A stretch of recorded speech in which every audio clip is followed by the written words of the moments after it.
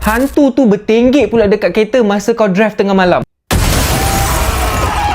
Dan cerita ni buatkan jantung aku macam nak tercabut sampai nak keluar daripada wayang. Jalan cerita dia pada aku macam biasa je. Dia punya jump scare tu berlambak-lambak, tapi dia berjaya membuatkan aku fokus untuk tengok cerita ni daripada awal sampai habis. Ada certain part tu aku rasa dia dah macam merepek sikit, tapi overall pelakon diorang memang membaukan watak dengan baik. Kalau kau tanya rate keseraman muka hantu tu, realistiknya tu aku boleh bagi 7/10, tapi dekat hujung tu aku rasa macam out. Dia punya runut bunyi tu buatkan jantung kau lebih laju. Lepas tu dia ada scene yang berulang-ulang yang membuat kau rasa macam bila hantu tu nak keluar. Ada momen-momen yang senyap tu dia buatkan aku punya jiwa ni terseksa. Sebab kau tahu the moment je ada scene yang senyap tu akan ada hantu yang keluar. Movie terbaru daripada Hollywood yang berjudul Passenger ni mengisahkan tentang sepasang kekasih yang membuat keputusan untuk hidup dekat dalam caravan instead of duduk dekat rumah. Jadi diorang ni merantau daripada satu tempat ke satu tempat. Nak dijadikan cerita, masa satu malam dia nak pergi ke satu tempat ni, diorang tersempat dengan satu kereta yang bawa laju sampai terbabas. Diorang cuba turun untuk selamatkan pemandu tu,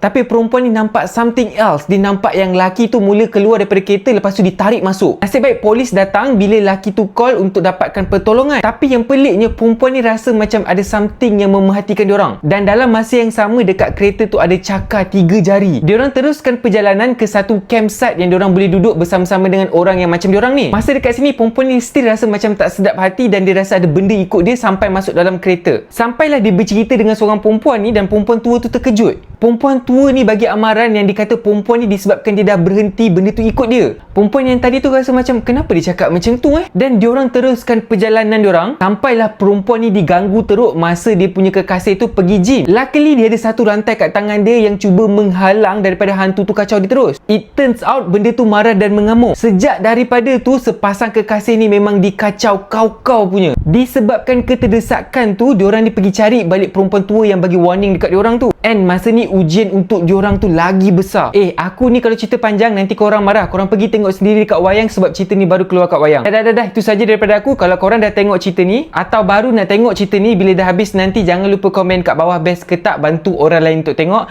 Dan kalau korang ada movie atau drama bersiri yang menarik yang korang nak aku tengok, korang boleh komen kat bawah. Nanti aku akan pick. Itu saja daripada aku. Assalamualaikum. Bye.